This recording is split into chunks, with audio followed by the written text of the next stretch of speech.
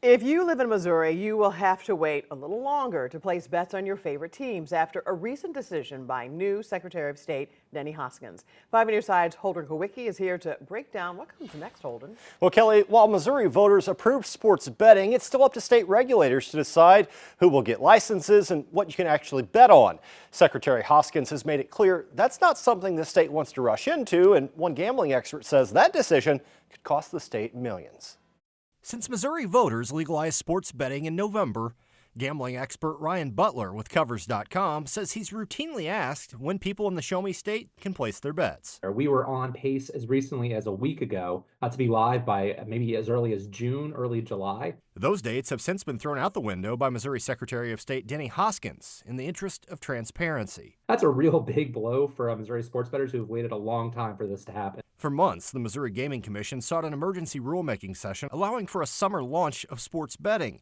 But Hoskins says it doesn't meet the threshold required by state law. Emergency rules in Missouri and really every other state, that's a bit of a misnomer. There's not emergencies for things like this, but these are a pretty common way to expedite the rules-making process. Hoskins says he believes the state can still launch sports gambling before the December 1st deadline by following the standard process, which includes public input.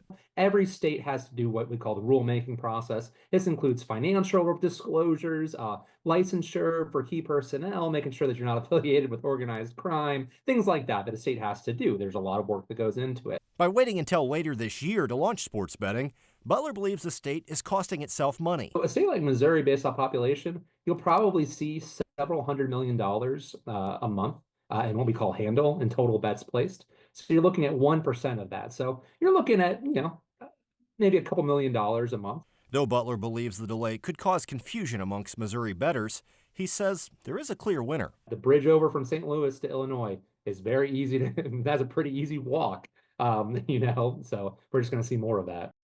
Despite the delay at the state level, there is a gray area that allows people in Missouri to vote on sports as we speak.